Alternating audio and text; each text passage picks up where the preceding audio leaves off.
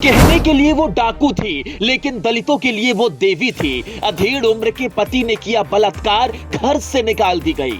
हालात ने किया था ऐसा मजबूर, हथियार उठाने के अलावा नहीं बचा था कोई चारा। डाकुओं से कभी नहीं मिलना चाहती थी फूलन देवी। बलात्कार का बदला लेने के लिए ले ली थी 22 लोगों की जान। कहानी उस बैंडिट क्वीन की जिसने जेल से छूट कर की राजनीति में एंट्री। कितने ही लोगों ने की थी फूलन के साथ मनमानी, जाति जमीन औरत मर्द सब कुछ समेटे हुए है फूलन की ये कहानी। कितने ही लोगों ने की थी फूलन के साथ मनमानी, जाति जमीन औरत मर्द सब कुछ समेटे हुए है फूलन की ये कहानी।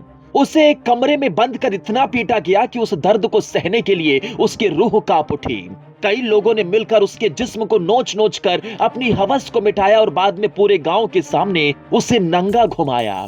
जिस उम्र में उसे किताब पढ़नी थी, खिलौने से खेलना था, उसी उम्र में कुछ लोगों ने उसके साथ कुछ और खेल किया और उसे खिलौने की जगह किसी और चीज से खिलाया। गरीब होने की कीमत ऐसी चुकाई कि भगवान का भी कलेजा कांप उठा। फूल सी दिखने वाली नन्ही बच्ची के साथ पहले तो उसके अपनों ने बहुत बुरा किया और बाद में बची कुची कसर दुनिया ने पूरी कर दी।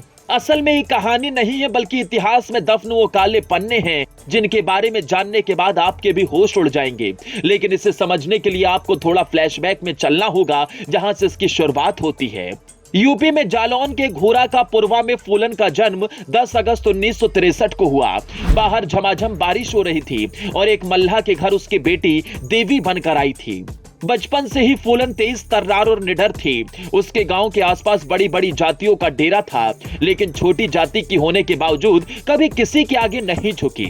शायद यही वजह रही, इसकी कीमत उसे अपने साथ बहुत बुरा करवा कर चुकानी पड़ी। बचपन से फूलन के तेवर एकदम अलग थे। घर वालों से सुना था कि चाचा ने जमीन हड़प ली है, लिहाजा 10 साल की उम्र में चाचा से फूलन भिड़ गई। लेकिन इसी बात से नाराज उसके घर वालों ने उसकी शादी 10 साल की उम्र में ही करीब 40 साल के आदमी से कर दी। फूलन ससुराल गई, जहां उसके अधेड़ उम्र के पति ने उसके जिस्म के साथ खेला। कुछ साल किसी तरह से निकले, लेकिन बाद में फूलन की तबीयत खराब होती गई, जिसके बाद वो मायके चली गई। लेकिन बाद में फिर डांट डपट कर उसको ससुराल भेज दिया गया। लेकिन तब तक उसके पति ने दूसरी शादी कर ली थी और फूलन को वापस आना पड़ा।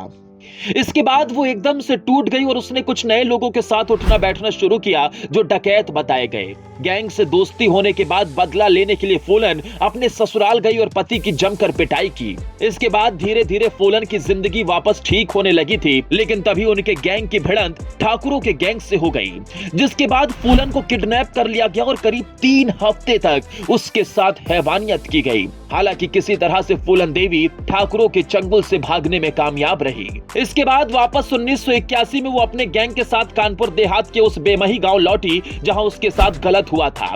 वहां उसने ऐसे 2 लोगों को पहचाना जिन्होंने उसके साथ कुकर्म किया था। तब फूलन ने बाकियों के बारे में पूछा और बाद में हैवानियत करने वाले सभी 20 ठाकुरों को ढूंढकर गोलियों से छलनी कर दिया, जबकि 2 और लोगों को भी मारा। इसी के बाद से फूलन की गिनती खूंखार डकैत के तौर पर हुई। फूलन को पकड़ने के लिए पुलिस ने इनाम तक रख दिया था। हालांकि बाद में फूलन ने खुद ही सरेंडर कर दिया। फूलन पर कई डकैती और हत्या का आरोप लगा, लेकिन मुलायम सिंह यादव की सरकार ने सारे आरोपों को वापस ले लिया और 1994 में फूलन जेल से बाहर आई। इसके बाद 1996 में फूलन देवी ने समाजवादी पार्टी से चुनाव लड़ा और जीतकर मिर्जापुर से सांसद बनी। तब एक पल को लग रहा था कि अब फूलन देवी की जिंदगी वापस पटरी पर लौट आई है, लेकिन फूलन की खुशी ज्यादा सालों तक नहीं टिक सकी। 2001 में शेर सिंह राणा नाम के आदमी ने उनसे मिलने की इच्छा जताई और बाद में उनके ही बंगले पर उन्हें गोलियों से छलनी कर दिया। दावा किया गया कि इस आदमी ने ठाकुरों की मौत का बदला लिया। फूलन देवी की हत्या करने वाले शेर सिंह को 14 अगस्त 2014 को आजीवन कारावास की सजा सुनाई गई। दोस्तों, फूलन देवी के बारे में आप क्या सोचते हैं? उसने जो किया, क्या वो सब सही था? कमेंट बॉक्स में अपनी राय जरूर दीजिए। कृपया वीडियो को भी शेयर करें।